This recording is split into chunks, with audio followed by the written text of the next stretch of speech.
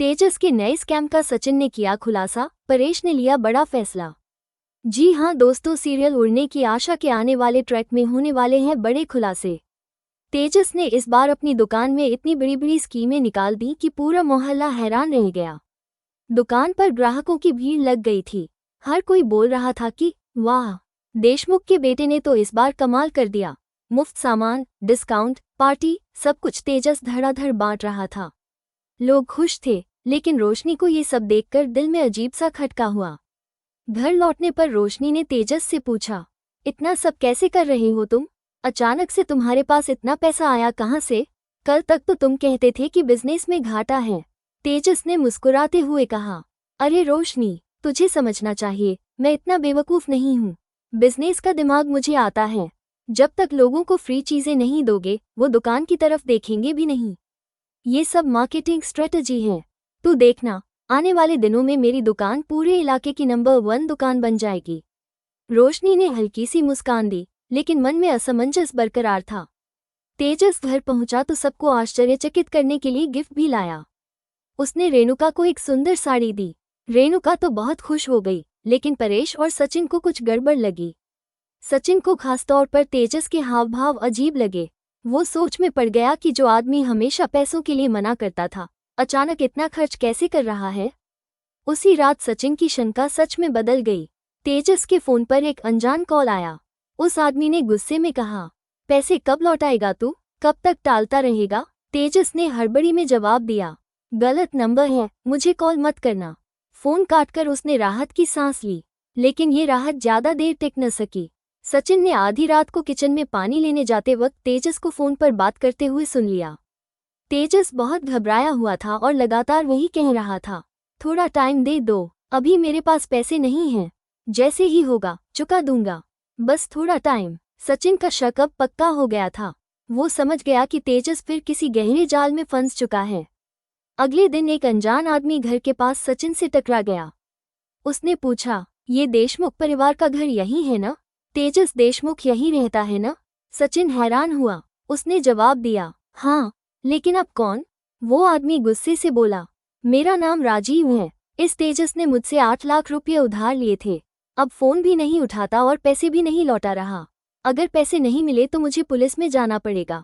ये सुनते ही सचिन के पैरों तले जमीन खिसक गई। अब सारी तस्वीर साफ थी।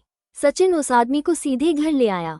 घर के बीचों बीच सचिन ने पूरे परिवार के सामने कहा, बाबा देखिए, ये सच है। तेजस ने फिर से गड़बड़ की है। इस आदमी से 8 लाख रुपए लिए और अब लौटाने से मुकर रहा है। परेश, जो हमेशा से तेजस को समझाते रहे थे, इस बार पूरी तरह टूट गए। उनका चेहरा गुस्से और निराशा से भर गया। उन्होंने तेजस से सख्ती से कहा, तेजस, तूने इस घर की इज्जत मिट्टी में मिला दी। मैं अब और बर्दाश्त नहीं कर सकता। आज से तू इस घर में नहीं रहेगा। जब तक इस आदमी के पैसे लौटाकर साफ साफ हिसाब नहीं करता, तब तक इस घर में कदम भी मत रखना। पूरा घर सन्न रह गया। रेणुका की आंखों में आंसू भर आए। उसने तेजस का पक्ष लेने की कोशिश की। परेश जी, ऐसा मत कहिए, वो बेटा है हमारा, गलती हुई है तो उसे सुधारने का मौका दीजिए। लेकिन परेश ने सख्ती से जवाब दिया, रेणुका, अब बहुत हो गया। हर बार की तरह इस बार भी अगर हम इसे बचाएंगे तो ये और बिगड़ जाएगा। घर की इज्जत सबसे ऊपर है। रोशनी भी भीतर से टूट गई थी। उसने सोचा था कि तेजस अब संभल जाएगा, लेकिन उसके धोखे ने सब खत्म कर दिया। तेजस, जो अब तक बड़े शान से घूम रहा था, अचानक सबके सामने बुरी तरह अपमानित हो गया। उसके चेहरे पर डर और शर्म दोनों साफ झलक रहे थे। वो सोच भी नहीं पा रहा था कि अब क्या करेगा।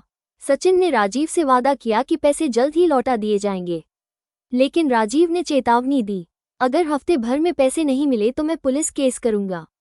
अब घर में अजीब सा सन्नाटा छा गया। तेजस घर से निकल गया। रेणुका रोती रह गई और बार बार कहती रही, मेरे बेटे ने इतना बड़ा झूठ क्यों बोला? उसने हमें धोखा क्यों दिया? सचिन ने मां को समझाया, आए, अब हमें सच्चाई स्वीकार करनी होगी। अगर बाबा ने ये फैसला लिया है तो घर की भलाई के लिए लिया है। हमें तेजस को खुद अपनी गलती का एहसास होने देना होगा। उधर तेजस अकेला बैठा सोच रहा था। उसके पास अब कोई सहारा नहीं था। पैसे की तंगी और उधार का बोझ उस पर भारी पड़ रहा था। उसके सपने, उसका दिखावा और उसकी चालाकियां सब धूल में मिल गई थीं। तेजस को पहली बार एहसास हुआ कि उसका लालच ही उसकी बर्बादी का कारण बना है।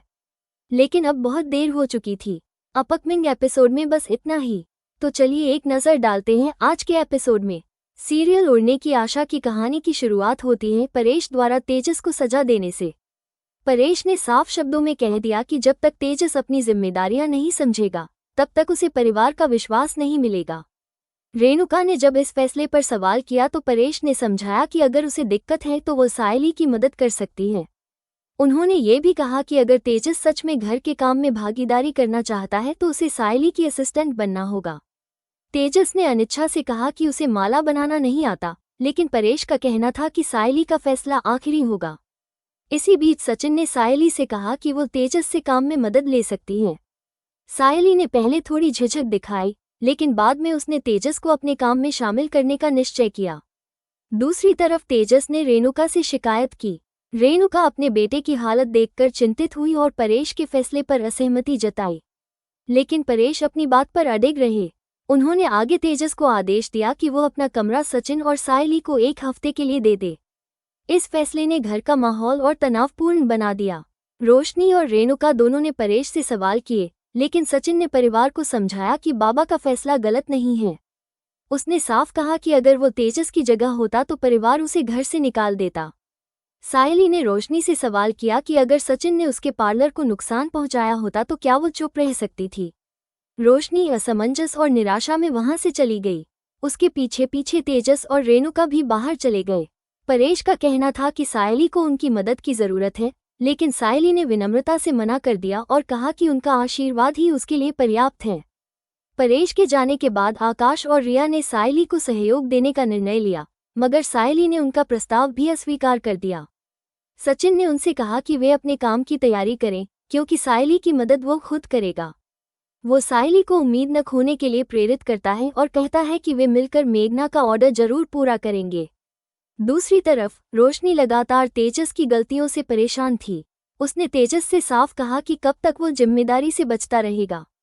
तेजस ने माफी मांगी, लेकिन रोशनी ने उसे समझाया कि सिर्फ माफी मांगना काफी नहीं है, असली जिम्मेदारी निभानी पड़ती है। तेजस ने वादा किया कि वो अपनी गलतियां सुधार लेगा, लेकिन तभी क्रेडिट कार्ड कंपनी से बार बार फोन आने लगे। तेजस ने रोशनी से झूठ कहा कि यह गलत नंबर है। रोशनी की बेचैनी और बढ़ गई। उसने कहा कि अब उसे समझ नहीं आ रहा कि सायली का सामना कैसे करे। इसके बावजूद उन्होंने सचिन और सायली को 1 हफ्ते के लिए अपना कमरा देने का फैसला कर लिया। सायली अपने कमरे में बैठकर अपनी असफलताओं को याद करके टूट गई। सचिन ने उसे निराश होते देखा तो उसने सायली को ढांढस बंधाया। उसने कहा कि किसी भी हाल में वे मेघना का ऑर्डर पूरा करेंगे। हालांकि पैसे की कमी उनके सामने सबसे बड़ी समस्या थी।